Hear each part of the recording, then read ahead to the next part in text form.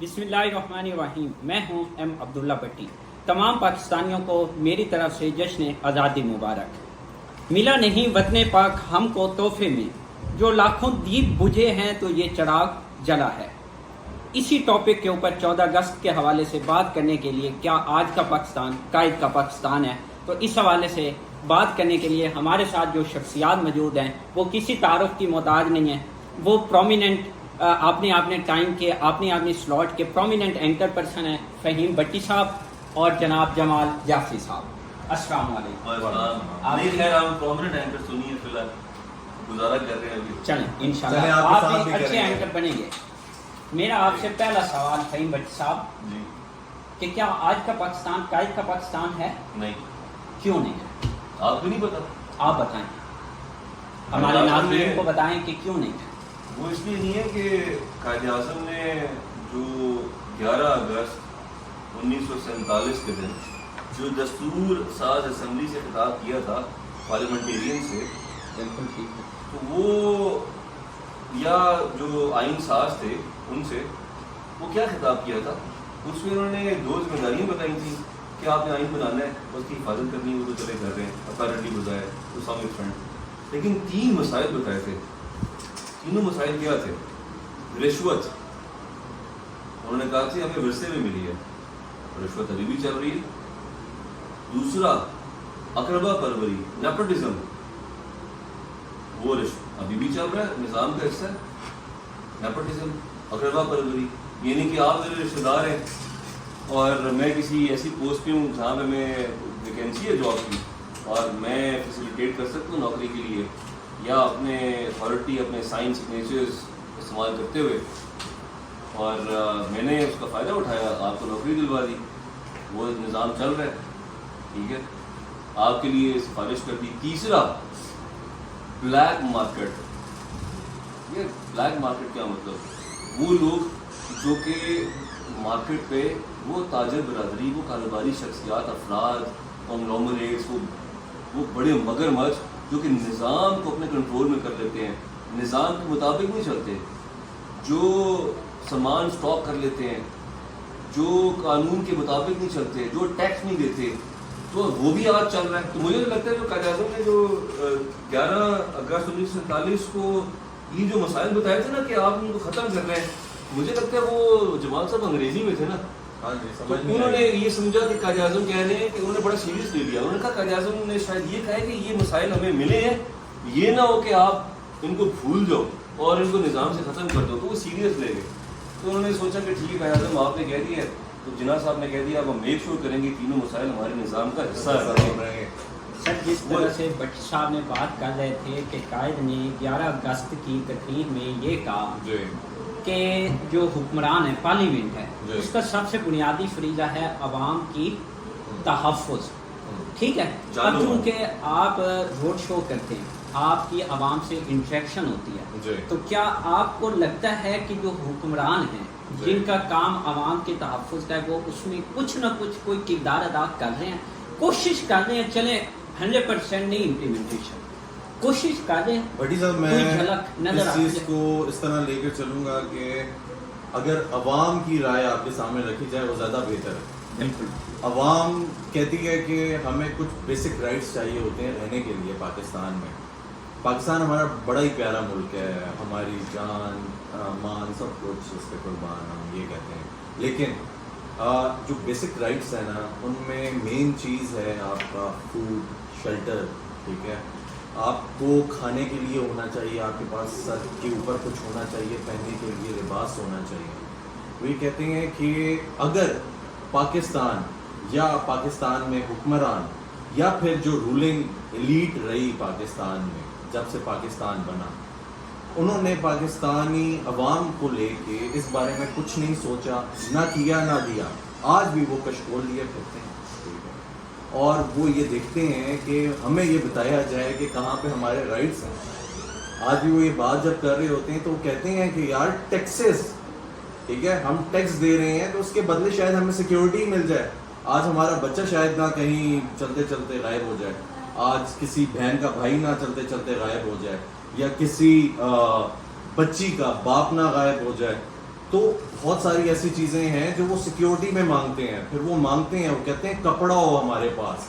ہم ڈیزرو کرتے ہیں نا، ہم یہ نہیں ڈیزرو کرتے کہ ہمیں باہر سے اٹھا کر کچھ ملے یا مانگ کر پہن لیں. یا پھر غریب کا بچہ آج بھی سونے سے پہلے وہی اللہ تعالیٰ سے اسی طرح پروردگار سے پکار کر کہے گا کہ میرے پیارے اللہ میاں، بن ڈبوں میں خالص کھانا ان کے کتے کھاتے ہیں اور میں رات کو بھوکا سو جاتا ہوں. کن کے کتے؟ جو رولنگ ایلیٹ ہے، اشرافیہ جو ہے، ٹھیک ہے، اور میں رات کو بھوکا سو جاتا ہوں. عجب رسم ہے یا چارہ گروں کی محفل میں لگا کے زخم نمک سے مساج کرتے ہیں. غریب شہر ترستا ہے ایک نوالے کو اور امیر شہر کے کتے بھی راج کرتے ہیں. تو ڈسکرمنیشن تو یہیں پہ ہے. آپ کیسے بات کرتے ہیں کہ عوام خوش ہوگی؟ آپ کیسے بات کرتے ہیں کہ غریب خوش ہوگا یا مڈل کلاس جو اس اکانومی کا پہیہ چلاتی ہے وہ خوش ہوگی؟ کون کہہ سکتا ہے بھٹی صاحب؟ سر میرا آپ سے میں تھوڑا سا ایڈ کر دوں. صحیح، دیکھیں آپ تو بھی ریسرچر ہیں، اچھے ریسرچر ہیں، آپ ریسرچ کرتے ہیں، آپ کے پاس سب سے زیادہ نالج انفارمیشن ہے. مجھے بتائیں، آپ زمین کا کرا کے دینا ٹرانسفر پٹواری سے مل کے. پہلی بات ہے پٹواری صاحب آپ کو ملیں گے نہیں. پٹواری صاحب نے میں اسی جانب آنا پٹواری صاحب نے آگے اپنا سسٹم رکھا ہوا ہے. سر جی پٹواری صاحب نے آگے سرکار نے دیا ہی نہیں رکھا ہوا ہے. پٹواری صاحب تو اویلیبل نہیں ہوتے. اور پے اسکیل کیا پٹواری صاحب کا. اور اگر آپ رشوت نہیں دیتے، میں خیر داڑھی مجھے تو ہے نہیں کہ میں شیو کر لوں گا، لیکن میں یہ داڑھی مجھے بڑھا لوں گا، کوئی مجھے ٹرانسفر کرا کے دکھا دے رشوت دیے بغیر. آپ مجھے بتائیں، اچھا پٹوار خانے کو چھوڑیں، آپ مسکین سے کپڑے پہن کے، مسکین سی حالت میں میلے کچالے کپڑے پہن کے سادگی میں ذرا کھانے میں انٹر ہو کے دکھا دیں. ایف آئی آر بعد کی بات ہے. آپ ذرا اپنی تفتیش کرا کے دکھا دیں چوری ہوئی گاڑی کی پیسہ لگائے بغیر. تھانوں میں تھانے والے کہتے ہیں گاڑی کا ڈیزل نہیں ہے. اچھا لا اینڈ آرڈر کا مسئلہ یہ بیسک فیسلٹی کیا ہے حکومت کی؟ آپ زمین کے دادا پر دادا لکڑ دادا مالک تھا اور زمین ٹرانسفر کرانا چاہ رہے ہیں، رشوت کے بغیر نہیں ہو رہی. ہو ہی نہیں سکتی. اچھا اس کے بعد کہا جاتا ہے ایجوکیشن سسٹم. اسکولوں میں چلے جائیں، گدھے باندھے ہوئے، گھوڑے باندھے ہوئے، گائے بھینسیں باندھی ہوئی ہیں. ڈی خان میں ایک میاں اپنے زمانے میں خود ایک چینل کے لیے کام کر رہا تھا. وہاں پہ ایک سرکاری اسکول میں ڈپٹی اسپیکر جو تھے اس وقت کے، ان کی گائے بھینسیں باندھی ہوئی تھی. اور اس لڑکے نے مجھے کہا، میں کہا ماشاء اللہ بہت پیاری بھینسیں کس کی ہو سکتا جی، وہ ان کی ہیں. وہ ایک ڈپٹی اسپیکر تھے. اور میرا کے بعد جو ایک انہی باتوں کو لنک کرتے ہوئے میرا آپ سے سوال یہ ہے، تھوڑا سا ایڈ کرنا چاہوں گا. آپ نے پوچھا نا قائد کا پاکستان ہے، کیا قائد نے یہ کہا تھا گوالے کو کہ تم دودھ میں سرف ڈالنا؟ نہیں کہا تھا. قائد نے کہا تھا پانی اتنا گندا ہونا چاہیے اس ملک کا کہ ہر ساتویں بندے کا ہیپیٹائٹس ہو جائے؟ بالکل نہیں کہا تھا. لیکن سوال کیا ہے؟ سوال میرا یہ ہے کہ پارلیمنٹ نے قانون بنا دیا، ٹھیک ہے، اب اس کے اوپر امپلیمنٹیشن کرانا ایٹ دی اینڈ بیوروکریسی اور عدلیہ کا کام ہے. اب سوال یہ جو ایک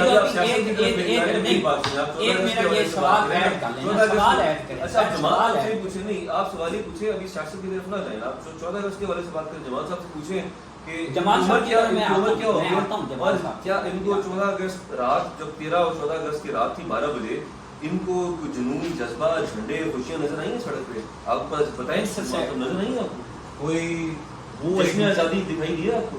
وہ آزادی نہیں ہے، وہ فرسٹریشن ہے جو روڈز پہ نکل رہی ہے باجوں کی صورت میں، ٹھیک ہے، شور شرابے کی صورت میں، ٹریفک جام کی صورت میں. اور وہ بھی وہ نکل رہے ہیں نا سر جن کے پاس اور کچھ نہیں ہے کرنے کو. بھائی نے چھوٹی سی بات کی پٹواری کی. پٹواری کا کون سا گریڈ ہے؟ سرکار نے پٹواری کو کرسی نہیں دی ہوئی سر، زمین پہ بیٹھتا ہے، ٹھیک ہے. پٹواری کے پاس پراڈو کہاں سے آئی؟ پٹواری کے پاس اسسٹنٹ رکھنے کا پیسہ کہاں سے آیا؟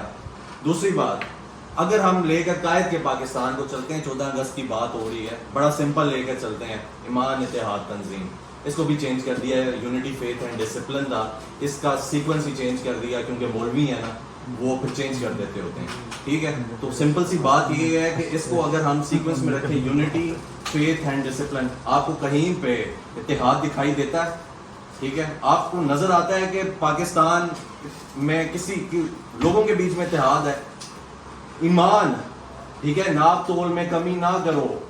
آج آپ سبزی لینے کے لیے جائیں نا تو 2 سیب صحیح ڈالیں گے، تیسرا سیب داغی ڈالیں گے، ٹھیک ہے. کیوں ڈالیں گے؟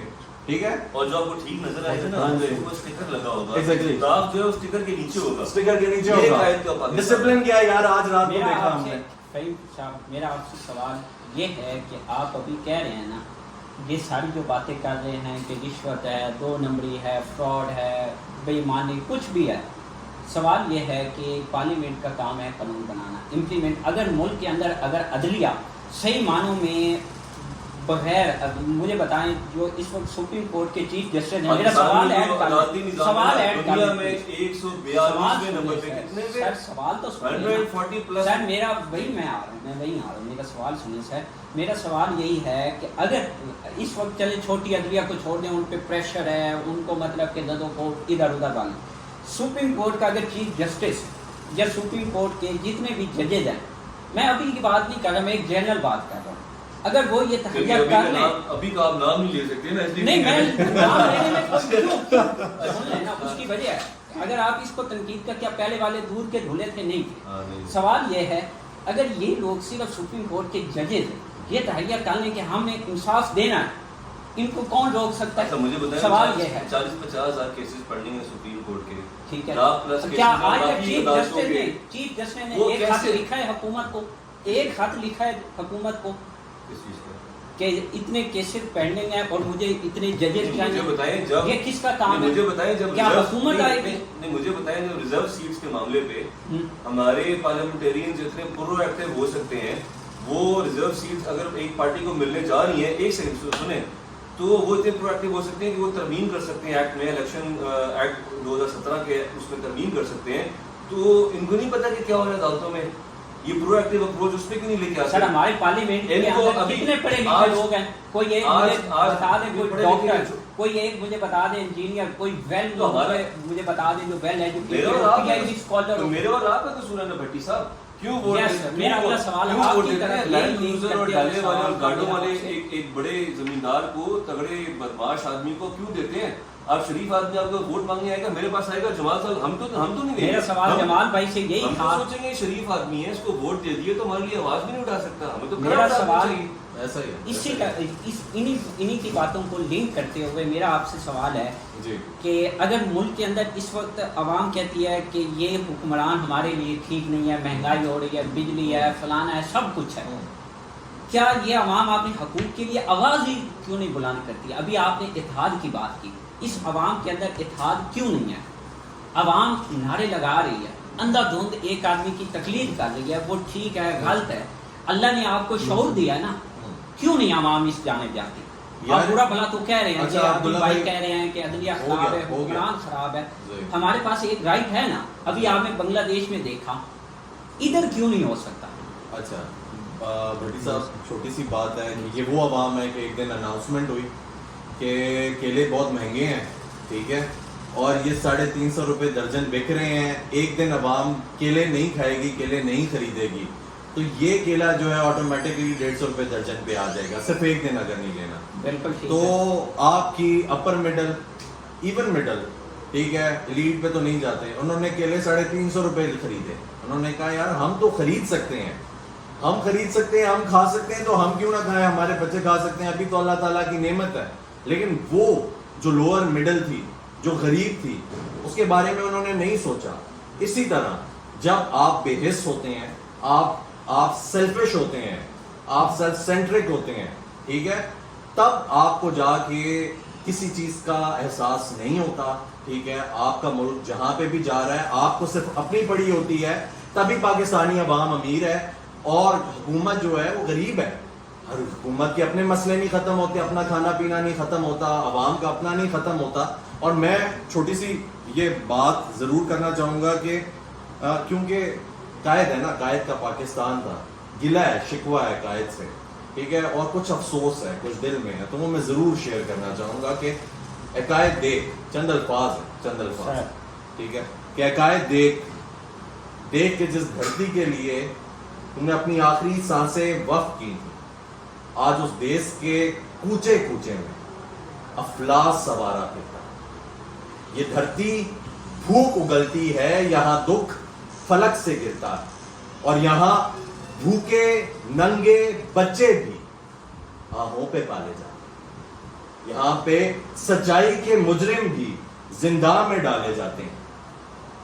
یہاں مظلوموں کے خون سے محل اپنے دھوئے جاتے ہیں اور دیس کی مٹی برسوں سے یہ دکھ جگر پہ سہتی ہے اور پھر بھی اپنے دیس کے لوگوں کو آزادی مبارک کہتی ہے. سر میرا آخری میرا ون میں اس میں ایڈ کرنا چاہوں گا. لائن پہلے سوال کیا تھا نا, دیکھیے سمپل میں بتاؤں کہ ہمارے سارے معاملات اس کو حل پہ ہی بات کرنی چاہیے نا. جی میں حل ہے آنے باہر ہے کہ جشن آزادی اور مہربانی کر کے جو ہماری جو آپ کے ویورز ہیں, میسج جو ہماری قوم ہے, میری ریکویسٹ میسج نہیں ہے ریکویسٹ ہے, یہ ہاتھ جوڑ کے میں درخواست کرتا ہوں مہربانی کریں اپنے پہ, میرے پہ, سب پہ, اپنی آنے والی نسلوں پہ شریف, ایماندار, آنیسٹ, حب الوطن قسم کے جو لوگ ہیں ان کو ووٹ دیں. مہربانی کریں کہ چودراہٹ سے ملک صاحب برادری سے نکل آئیں. میدان پہ جو ووٹ مانگنے آ جائے دے دیں اس کو. جو شریف ایماندار آدمی ہے میدان پہ آئے, پیدل آئے, ریڑھی پہ آئے, سائیکل پہ آئے, لیکن آپ سمجھتے ہیں کہ وہ ایماندار ہے, ایمانداری سے آپ کے لیے آواز اٹھائے گا,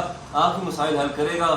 آپ یہ نہ دیکھیں اس کے پاس ڈالے نہیں ہیں, گاڑی نہیں ہے, بڑی گاڑیاں نہیں ہیں, ووٹ مانگنے نہیں. مہربانی کریں اگر آپ ایسا ایک دفعہ کر کے دیکھ لیں نا, 77 سال میں نہیں کیا, ملک بہتر ہو جائے گا جی, سدھر جائیں گے ہم, پورا ملک سدھر سر جائے گا. آپ کا آخری میں یہی کہوں گا جی تھوڑا سا احساس ڈالیں اپنے اندر اور اس احساس کے ساتھ اپنی آگے آنے والی زندگی گزاریں.